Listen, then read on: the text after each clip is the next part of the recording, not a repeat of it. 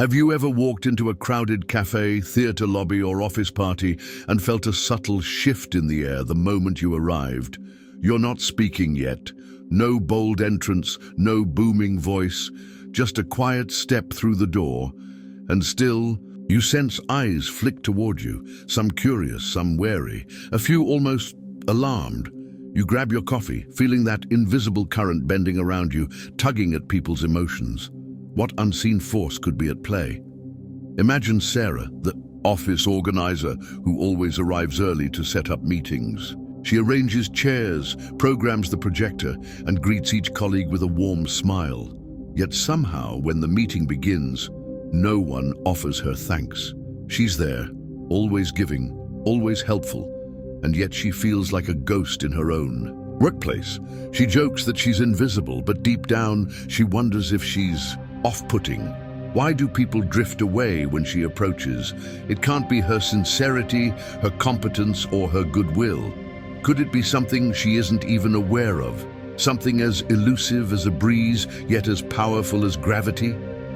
This unspoken phenomenon has a name: your aura, the subtle field of energy that radiates from you, shaped by your thoughts, emotions, and unacknowledged inner conflicts.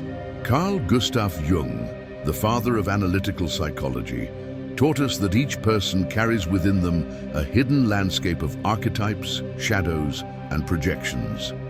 These unconscious contents can pulse outward, resonating with or repelling the psyches of those around us. In Jung's view, when you stand before another human being, you are never just a body speaking words. You are a living vessel of your own psyche, broadcasting signals that others pick up on intuitively. But why would anyone be unsettled by your energy? Because your aura, what Jung would call your psychic field, mirrors back to others the aspects of themselves they would rather ignore. Perhaps you move through the world with surprising confidence when others around you feel self-doubt. Perhaps you express raw honesty while they guard their lips. Or maybe you carry an unacknowledged grief that reminds them of their own hidden sorrow. When your field of energy slams against someone else's psychic defenses, it creates a ripple of discomfort. What follows is often misinterpreted. They may call you intimidating, aloof, or even cold, without realizing that it's not your warmth they lack, but their readiness to meet you on your own terms. Jung wrote about the shadow, that part of the psyche we refuse to acknowledge, the dark twin of our conscious ego. When your presence activates another's shadow, they don't see you. They see their repressed qualities staring back at them. And when you're that unflinching mirror, they recoil. Over the next few minutes, we'll uncover 13 subtle signs that your aura is unsettling those around you, often without your knowledge. This won't be a dry list of traits. It will be a guided exploration through the hidden mechanisms of human connection, illuminated by Jungian insights, real-world anecdotes, and philosophical reflections. You'll learn how simple behaviors, pausing too long before you speak, maintaining unwavering eye contact, offering unsolicited advice, can send waves through the room. You'll discover why giving too much of yourself emotionally can paradoxically leave you feeling unseen, and why a moment's silence can feel like a thunderclap to someone unaccustomed to genuine presence. By the end, you'll recognize how your psychic energy shapes every encounter, from the barista who glances away to the friend who forgets to call back. You'll see how mastering your own aura isn't about manipulation or mysticism, but about reclaiming your inner boundaries and understanding the dance of projection that colors our relationships. You'll realize that you're not fundamentally scary or offensive. You're simply awake in a world, still half asleep. Are you ready to step into the light of your own energy, to see how it ripples outward, and to harness it, rather than be surprised by its effects? Let's begin our journey into the invisible currents that shape every human connection. According to Carl Jung, the psyche is not a static entity, but an energetic system, much like a battery that stores and discharges power. This psychic energy, which Jung famously broadened under the concept of libido, fuels our thoughts, emotions, and will.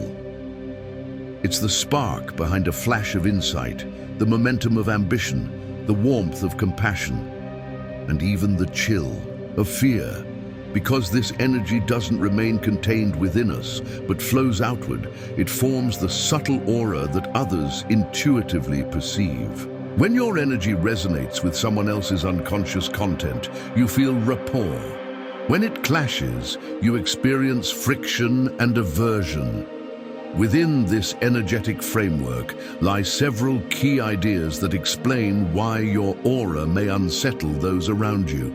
First is the shadow, the part of the unconscious, composed of repressed desires, fears, and instincts, all that a person does not wish to be. When you embody qualities someone has denied in themselves, they experience intense discomfort. Next is projection. We unconsciously cast our own unacknowledged contents onto others, filling the silence around them with echoes of our issues. Your quiet confidence, for instance, might be taken as judgment by someone projecting self-doubt. Then there are psychic boundaries, the mental and emotional walls that regulate inflow and outflow of energy. If your boundaries are too porous, you absorb others' anxieties and broadcast a frazzled aura. If they're too rigid, you appear distant, as though behind glass. Finally, emotional availability. The degree to which you give and receive emotional energy matters. Excessive giving drains your reservoir, leaving you radiating exhaustion and invisibility rather than warmth. These abstractions play out vividly in everyday life. Consider the friend who drops everything to comfort you, who listens tirelessly, offers advice, even lends money at a moment's notice, yet later wonders why you seem to avoid them. Their relentless emotional giving has sapped their vitality. They now project pressure rather than support, triggering your unconscious resistance to healing work, and you pull away. Or think of the silent observer at a networking event who stands by the wall, content to watch. People circle them like moths but feel intimidated, sensing a contained power and inferring their own inadequacy. That observer's calm aura activates others' inferiority complexes, mirror images of their own anxieties.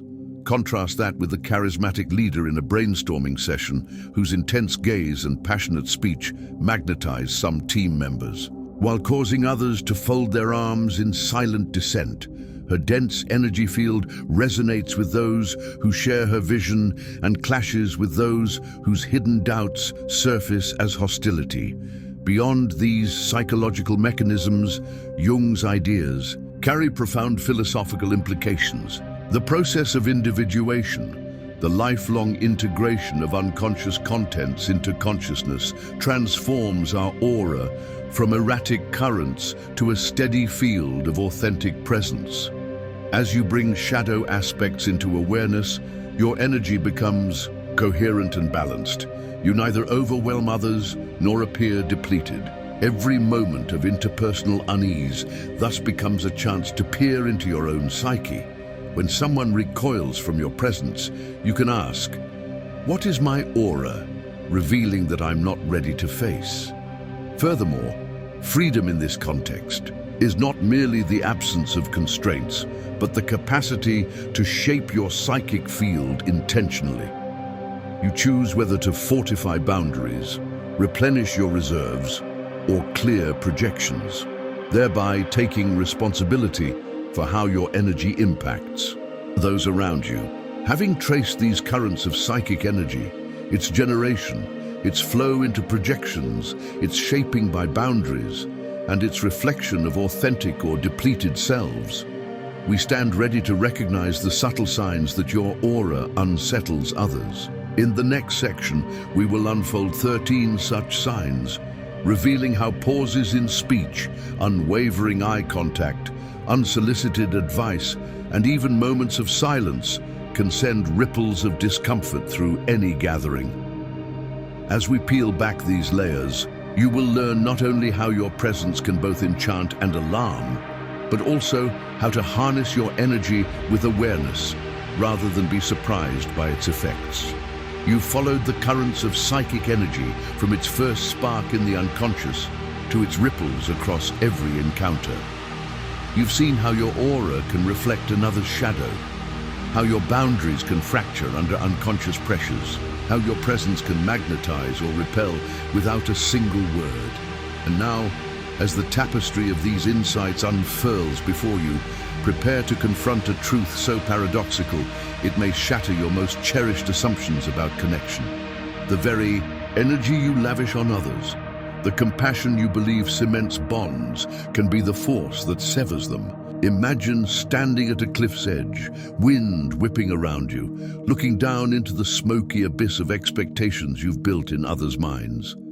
You have been the ever-present friend, the tireless confidant, the one who never hesitates to give. You've poured your warmth into every crack of loneliness you've encountered, patched hearts, soothed fears, tended wounds. You convinced yourself that selflessness was the golden thread binding souls together. But what if that thread has become a noose? What if the more you give, the more you disempower, and the more you disempower, the more they recoil? This is Jung's paradox of availability. In analytical psychology, you are not merely a reservoir of goodwill, you are also a mirror. Every outpouring of your psychic energy is reflected back, colored by others' projections. When you supply endless understanding, you inadvertently confirm their dependency. You become less the healer and more the crutch. And like any crutch, the longer it holds someone up, the more they lean, until they can no longer stand without you. Your aura, once gentle and nurturing, grows heavy with unspoken obligation. And so, rather than drawing closer in gratitude, they pull away in panic, desperate to reclaim autonomy you've quietly stolen. Pause here and feel that drift. Remember Sarah, the colleague who set up every meeting yet went unthanked. Remember Maya, the friend whose midnight calls once promised comfort and eventually triggered avoidance.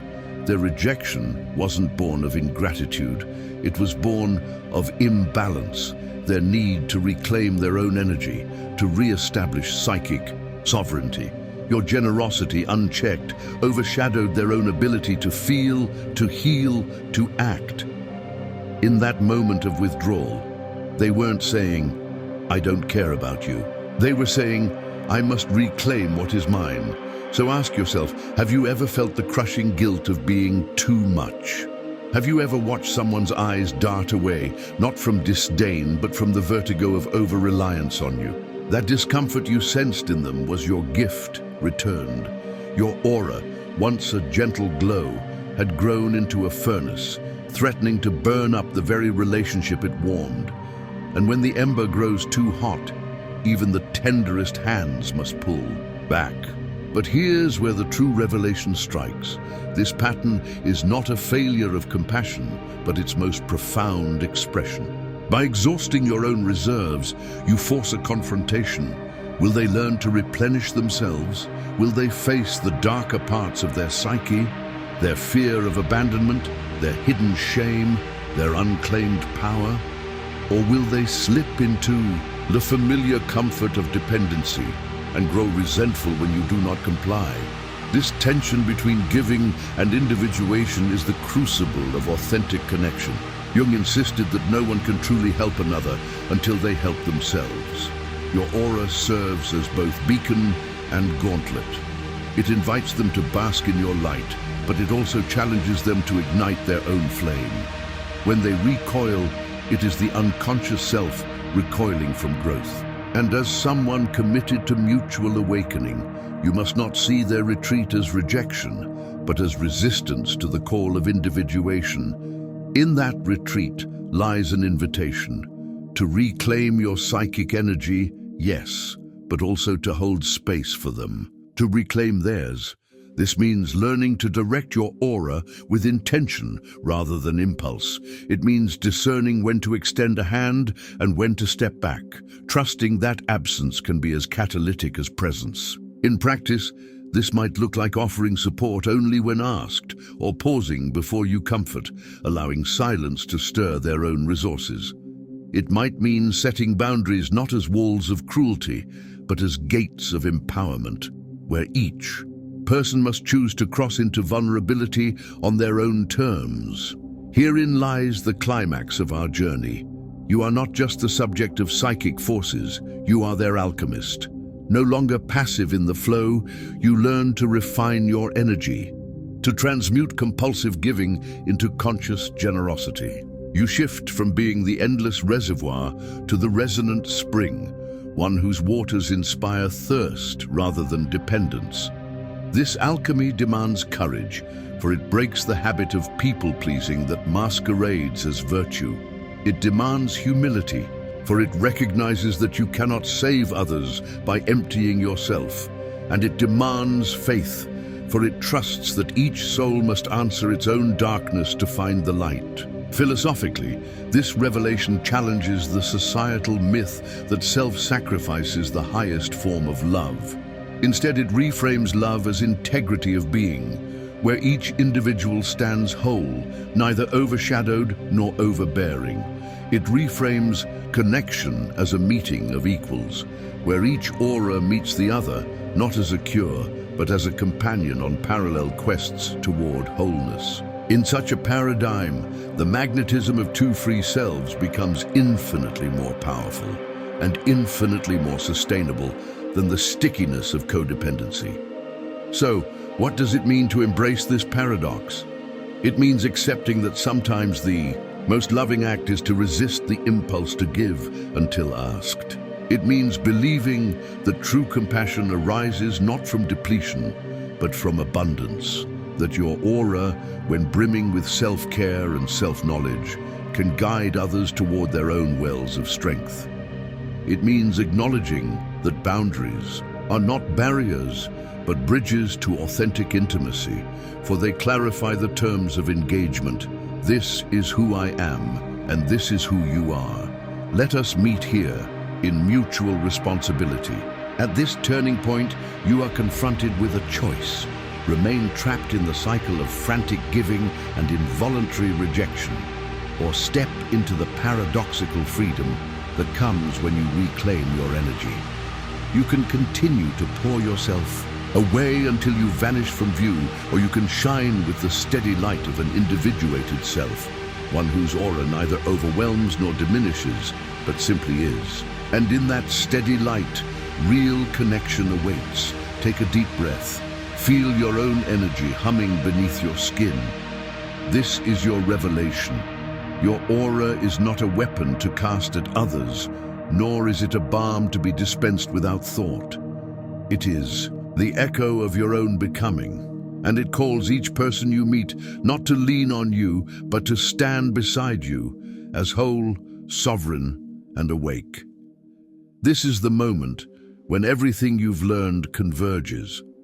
The paradox of giving becomes the portal to true presence. Will you step through? As you step back from the crescendo of revelation, remember that understanding your aura's power is only the beginning. True mastery comes from applying these insights moment by moment, day by day, until your energy field becomes an intentional extension of your inner work rather than an unconscious broadcast. The first key strategy is learning to guard your psychic reserves. Notice how often you give without invitation, checking in on friends who haven't asked for support, volunteering for extra tasks at work, or absorbing others' emotions like a sponge. Each time you do, pause and ask, is this truly needed, or am I filling a void that isn't mine to fill? By doing so, you shift from automatic giving to conscious generosity. You still offer warmth, kindness, and assistance, but on terms that honor your own energy. Over time, this creates an aura of balanced compassion, one that invites connection without breeding dependency. A practical way to cultivate this balance is to set clear, compassionate boundaries. If someone reaches out in crisis, resist the urge to drop everything immediately. Instead, respond with both empathy and structure. I care about you, and I want to be here. I'm free after 4 p.m. Let's talk then. These small acts of self-guardianship send a powerful message to your unconscious field. You are a source of energy, not an endless well. As you practice boundary setting, pay attention to your inner dialogue. You may hear the old refrain, "If I don't do this, they'll think I don't care." But recognize it as the voice of codependence, not compassion. Challenge it by reminding yourself that genuine support always honors both parties' autonomy. Next, reclaim your psychic energy through regular self-care rituals that go beyond the superficial. Mundane routines. Schedule daily periods of solitude, walking alone in nature, meditating, journaling, whatever helps you tune back into your own rhythms. In these moments, direct your awareness inward. Observe the tensions in your body, the undercurrents of your mind, and the colors of your emotions. Allow any shadows, unacknowledged fears, anger, or longing to surface without judgment. By doing so, you reintegrate disowned aspects of yourself, strengthening your aura's coherence. You emerge with your field cleansed of projections you've absorbed, ready to engage others from a place of wholeness. Equally important is practicing the art of intentional presence. Instead of rushing through conversations, trying to fix or resolve, try simply holding space. When a friend shares a difficulty, resist the urge to offer solutions immediately. Instead, listen with your whole being. Feel their words as vibrations in your own chest. Maintain a calm, receptive posture and offer silence when words fall short. This disciplined presence may feel unsettling at first, both for you and for the other person, because it dissolves the safety net of advice. But it allows their own resources to awaken. When you finally do speak, let your words be concise, honest, and grounded. Your aura will vibrate with authenticity, inviting them into genuine dialogue rather than dependent exchange. As your aura grows steadier and more self-anchored, you'll notice that some relationships shift. People who once clung to you may pull back. Others who respected your space will move closer. This is the natural rebalancing of energies.